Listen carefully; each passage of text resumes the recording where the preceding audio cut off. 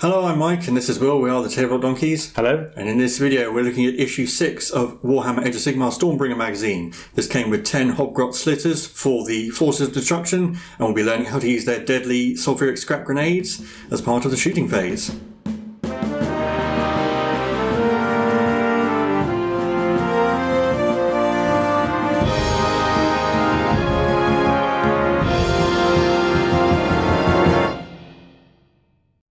So, we're looking up through the issue contents. First up, we have some backstory on Gorka Morka, the twin-headed god of the Oryx. Gorka Morka represents two main aspects that the Oryx live by, cunning and brutality. So all Oryx venerate Gorka Morka, but some Oryx tribes or subgroups will venerate one specifically. So you can see Morka is the aspect of cunning, which the Kruleboyz mainly worship. It's mostly based around using strategy and brains rather than brawn to your advantage, so using traps and ambushes and poisons and so on. Meanwhile, Gork represents the aspect of brutality. Pretty much might makes right, biggest is best, and small things are to be bullied and pushed around using brawn rather than brains. And on the next page you can see it goes over how the Kruleboyz particularly venerate Mork, but they can also venerate Gork. As you can see, they make use of large beasts to their advantage. Having a big thing to ride around on obviously makes you tougher and makes you bigger at smashing things. So it talks about how Kruleboyz leaders will often ride huge beasts into battle and seek out enemy heroes to beat up, and the Kruleboyz will also make use of various contraptions and war machines like the killer bow there, but they also do things like harassing enemy forces, setting traps and ambushes in pre-prepared locations and so on. But even though Kruleboyz do seem intelligent, they're not capable of reason. They really just want to smash things at the end of the day. And now we have background on the Hobgrot Slittaz, their battle record. So these are mercenaries, often hired by the Kruleboyz, that make use of these sort of wicked slitting knives, and they trade with some wicked Dwarden to obtain these sulfuric scrap grenades, sort of crude explosives, but are still very deadly.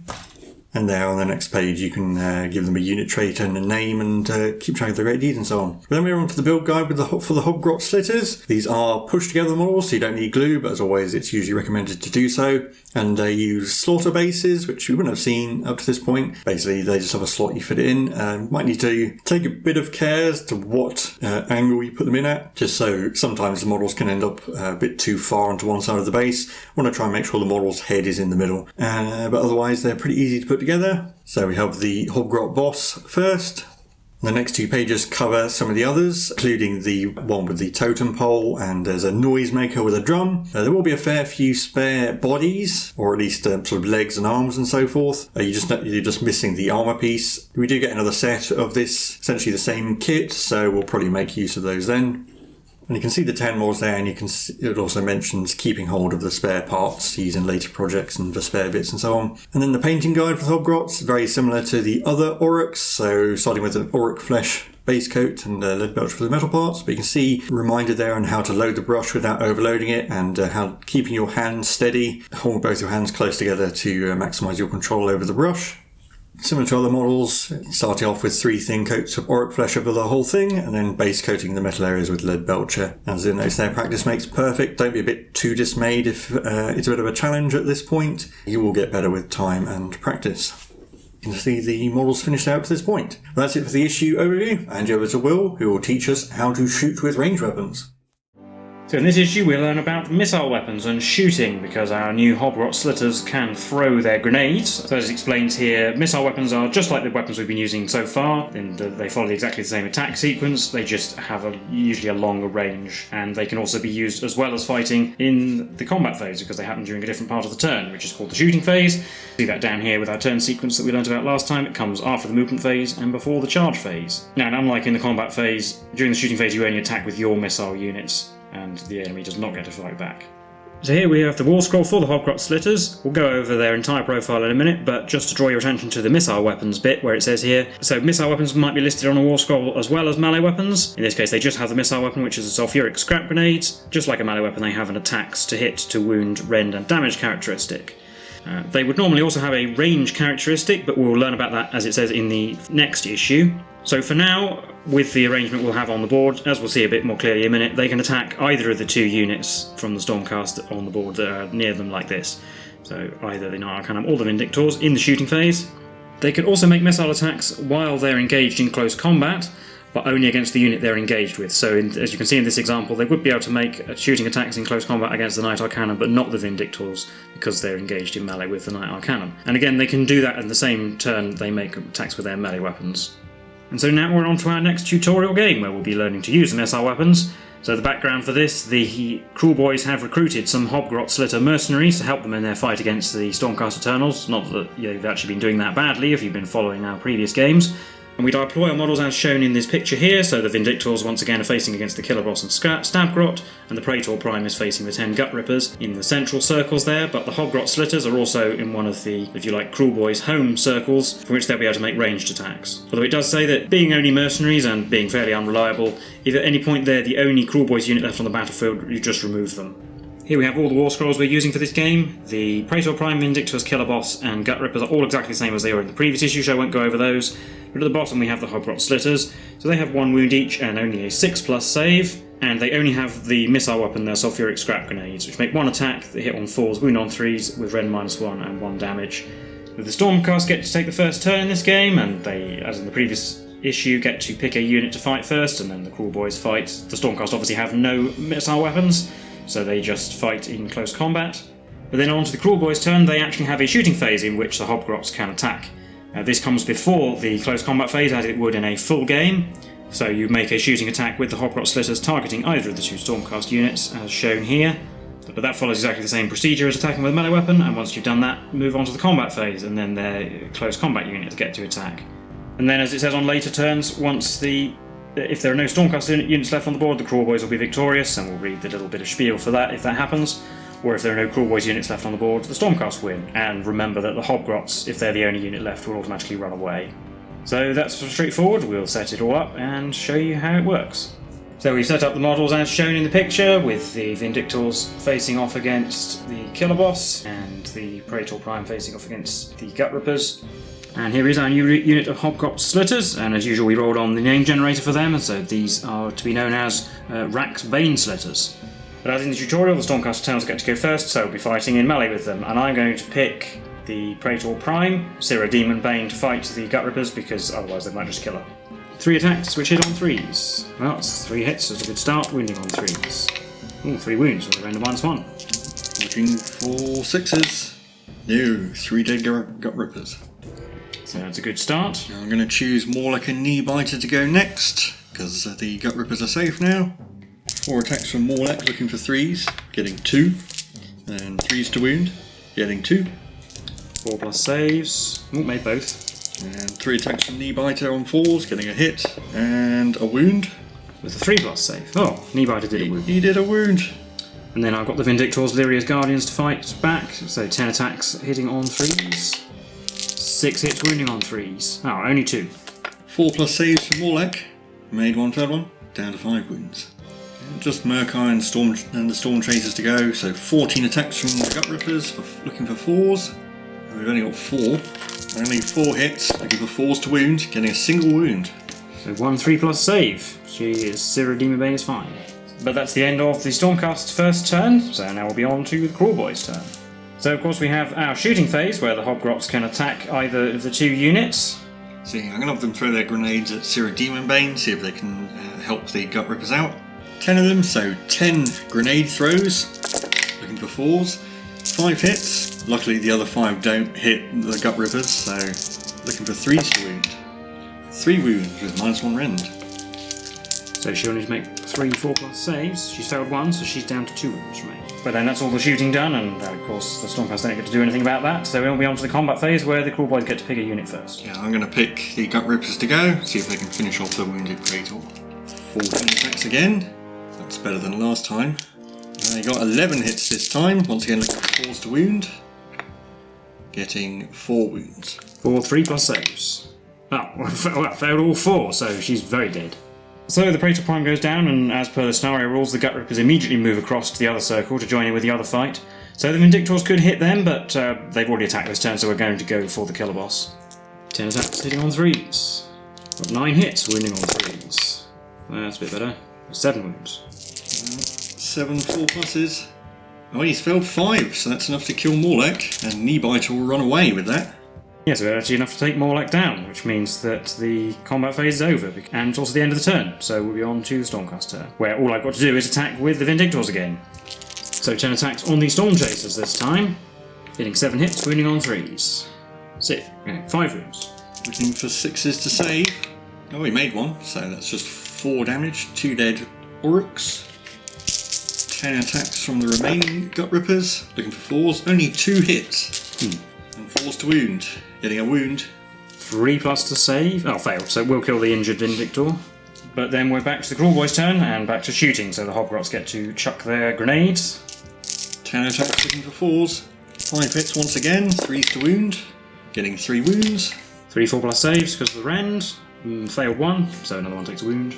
Then the Gut Rippers get to go first in the combat phase. 10 attacks looking for 4s. 6 hits, 4s to wound, 2 wounds. And their saves, made both. Attacking back on 3s. 6 hits wounding on 3s. 6. 6 rolls looking for 6s. Well, I made 1. So 2 Oryx die and 1 is wounded. So that's what it looks like as we head back to the Stormcast turn. Straight to fighting, we're hitting on 3s.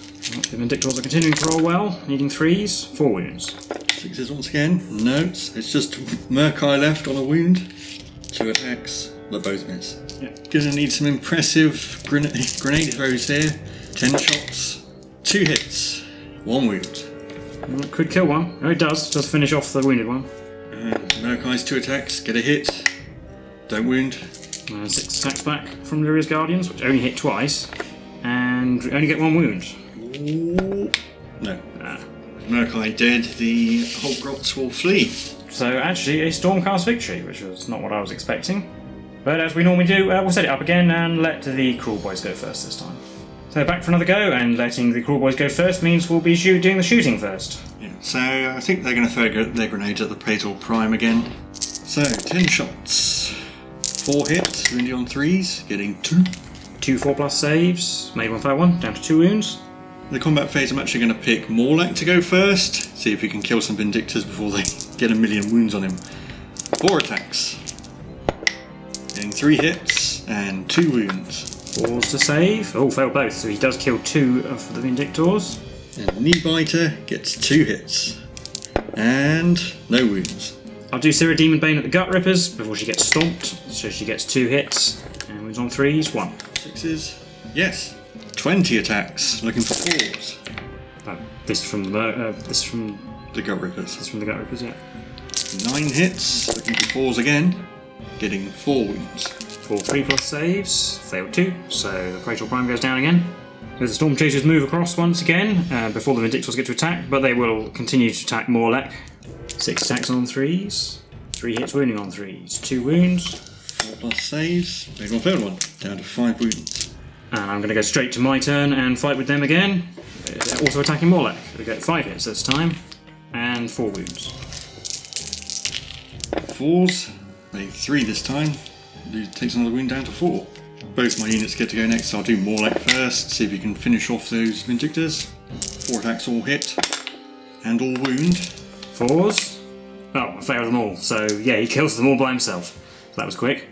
And so at this time, a resounding victory for the Kruleboyz. In fact, I don't think they even lost a model. So yeah, I think we'll leave it there. We can see what would play out most of the time with this game from that, and we'll recap the game and the magazine for you now.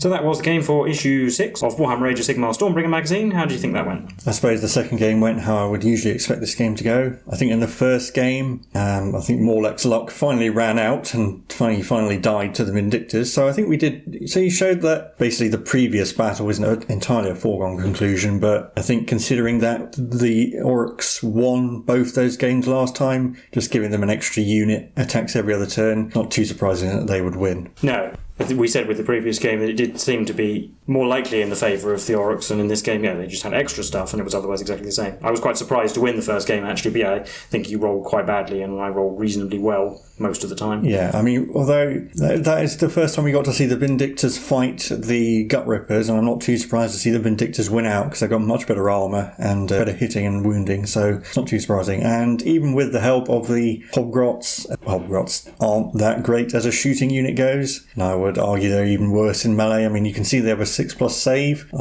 Even without seeing them in melee, I think we can expect them to have a very bad time if they get into any melee fights. I mean, certainly useful with their grenades to chip off extra wounds on durable things, because actually wounding on 3s with martial rends quite fairly decent. Certainly good in this case for softening up the Praetor Prime, but I don't think they're going to trouble the Vindictors too much. I think pretty much every Stormcast model has 2 wounds at minimum, so... The fact they have rend on their attacks does make them a little bit dangerous. We will learn about their range in the next issue, and it won't be much further, and it won't be any further than they were be able to attack from in this game. So you can imagine that they're not going to be standing the other side of the board hurling grenades across the map, across the battlefield. As we can see, in a way, that the way the collection will mostly go is that the Order collection will be mostly smaller, more powerful elite units, and quite a few of the destruction units are going to be a bit less powerful, but also, I guess, cheaper. Yeah, we do get another unit of Hobgrots later on, which is handy. A good introduction to the shooting phase, I suppose.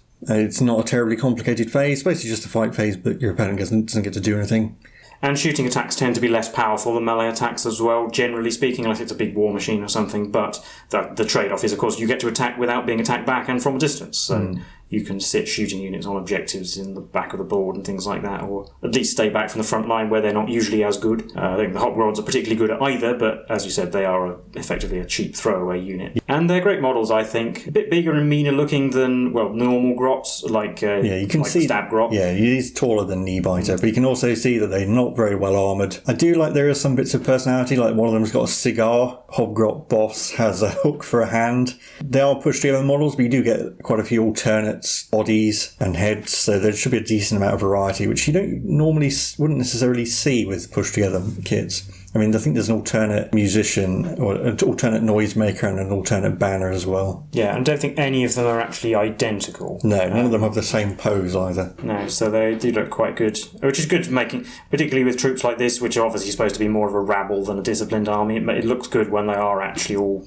distinct. And they're fairly quick to paint as well. It's really just green skin, silver armour, or whatever colour you want, and ropes. There's only 3 major parts, really. Yeah. A couple of decorations.